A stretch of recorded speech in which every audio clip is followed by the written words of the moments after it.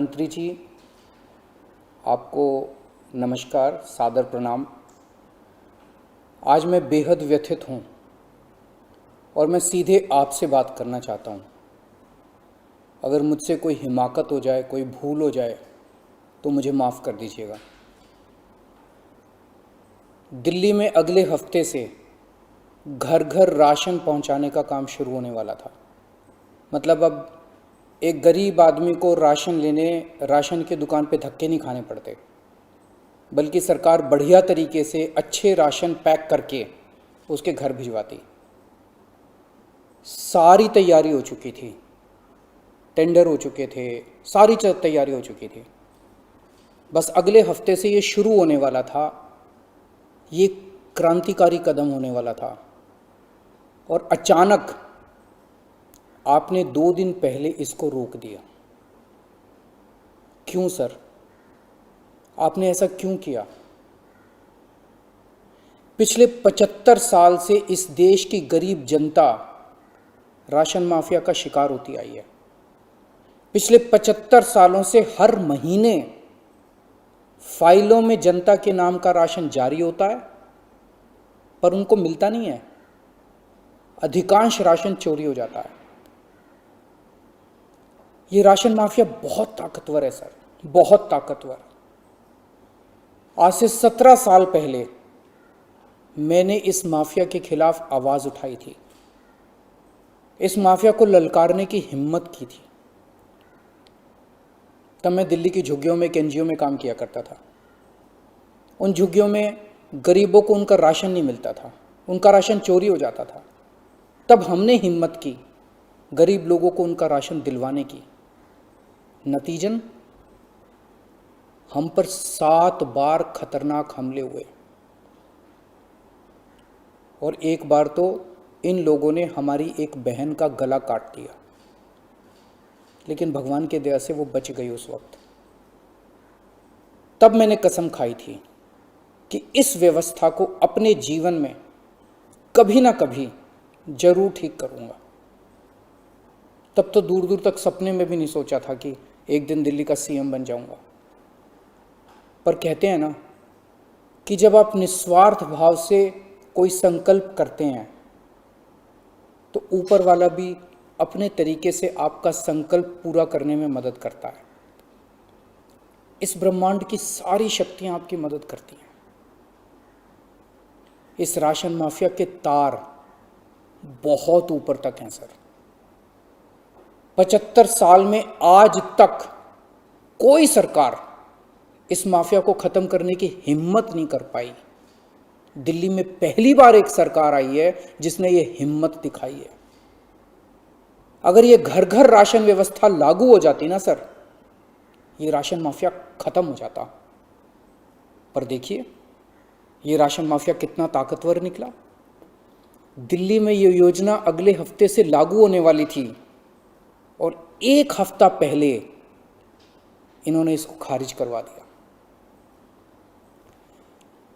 आपने ये कह के हमारी स्कीम खारिज की है कि हमने केंद्र सरकार से इसकी अप्रूवल नहीं ली।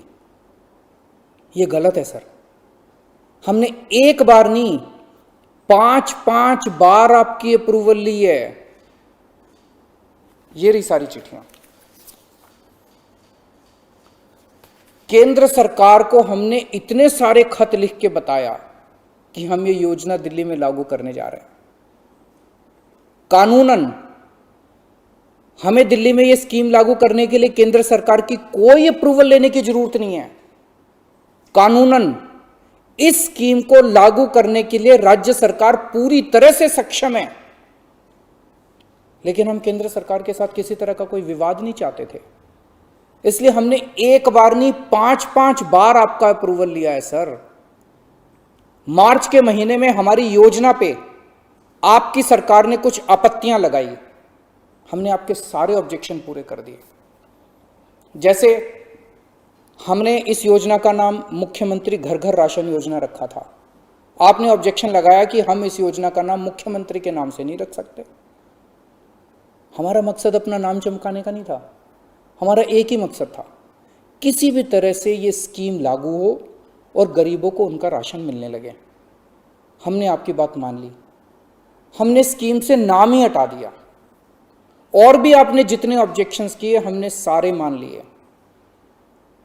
इस सब के बावजूद भी आप कहते हो हमने आपकी अप्रूवल नहीं ली। और कैसे अप्रूवल लेते हैं सर? अब और कैसे अप्रूवल लें? इस सब के बाद भी आपने ये स्कीम खारिज कर दी, क्यों सर?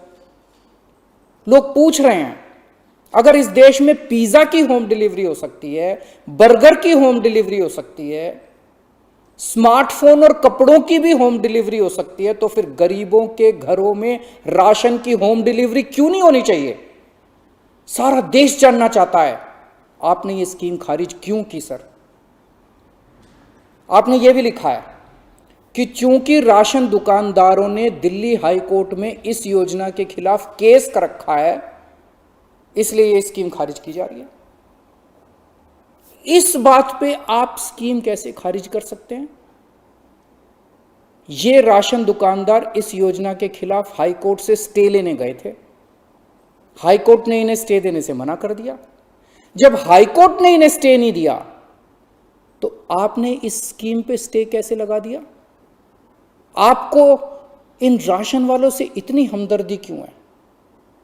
अगर आप राशन माफिया के साथ खड़े होंगे सर, तो इस देश के गरीब लोगों के साथ कौन खड़ा होगा? दिल्ली के उन 70 लाख गरीब लोगों का क्या होगा जिनका हर महीने ये राशन माफिया राशन चोरी कर लेता है? उन 20 लाख गरीब परिवारों की कौन सुनेगा? और एक बात, उस हाईकोर्ट के केस में केंद्र सरकार भी पार्टी है। कोर्ट में केंद्र सरकार ने अपना जवाब दाखिल किया है। क्या कहा है कोर्ट में केंद्र सरकार ने? केंद्र सरकार ने कोर्ट में हमारी इस योजना के खिलाफ एक भी आपत्ति नहीं की है। जब कोर्ट में आपको हमारी योजना के खिलाफ कोई आपत्ति नहीं है, तो फिर कोर्ट के बाहर अब इस योजना को खारिज क्यों किया जा रहा है?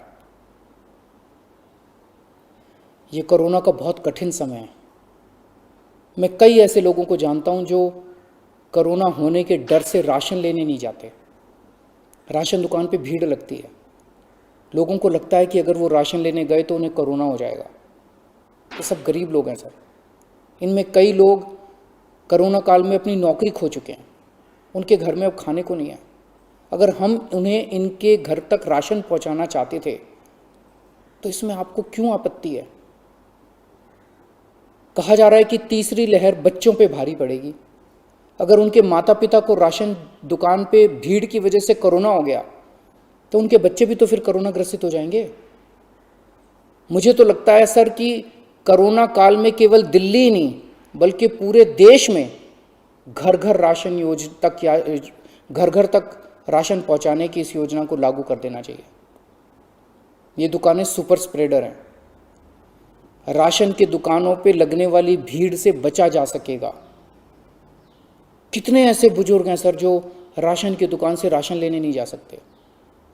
कितनी ऐसी गर्भवती महिलाएं हैं जो राशन की दुकान से राशन नहीं ला सकती? अगर हम उनके घर राशन पहुंचाना चाहते हैं तो इसमें क्या समस्या है? केंद्र सरकार के कुछ ऑफिसर कह रहे हैं कि इस स्कीम के खारिज होने का असली कारण यह है क्योंकि केंद्र सरकार का राशन है।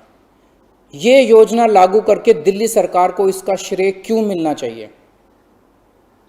सर यकीन मानिए, ये काम मैं रत्ती भर भी क्रेडिट के लिए नहीं कर रहा। मेरा सिर्फ एक ही मकसद है, किसी भी तरह गरीबों को उनका पूरा राशन मिले। आप प्लीज मुझे ये लागू कर लेने दीजिए। सारा क्रेडिट आपका, सारा श्रेय आपका।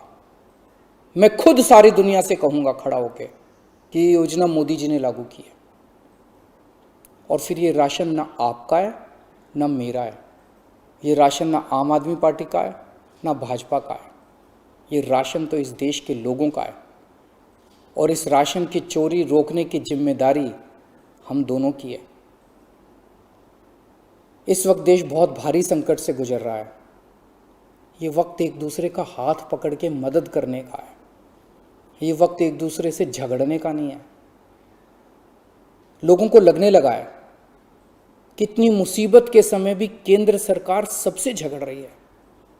आप ममता दीदी से झगड़ रहे हैं, झारखंड सरकार से झगड़ रहे हैं, आप लक्षद्वीप के लोगों से झगड़ रहे हैं, महाराष्ट्र सरकार से लड़ रहे हैं, दिल्ली के लोगों से लड़ रहे हैं, किसानों से लड़ रहे हैं। लोग इस बात से बहुत दुखी हैं सर कि केंद्र सरकार सबसे लड़ रही है। ऐसे देश कैसे चलेगा? आप हम सबसे क्यों लड़ रहे हैं? हम सब आपके ही हैं, हम सब भारतवासी हैं। ऐसे में हम सब आपस में लड़ेंगे तो कोरोना से कैसे जीतेंगे? हमें आपस में नहीं लड़ना, हम सबको मिलके कोरोना से लड़ना है।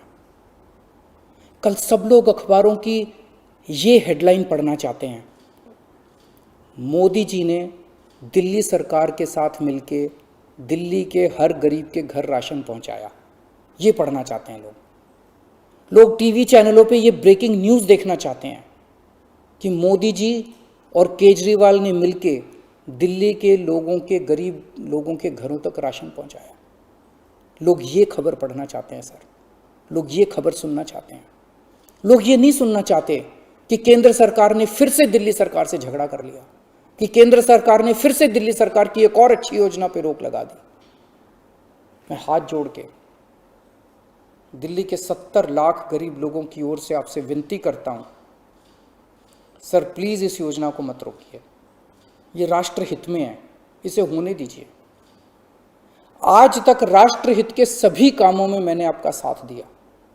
मैंने हमेशा कहा है कि राष्ट्रहित के किसी भी काम में राजनीति नहीं होनी चाहिए। अगर कोई विपक्षी पार्टी की सरकार भी राष्ट्रहित में कोई काम करती है, हम उसका साथ देते हैं।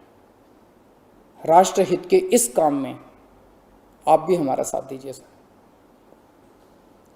अभी तक की सरकारों ने देश के गरीब लोगों को 75 साल तक राशन की लाइन में खड़ा रखा।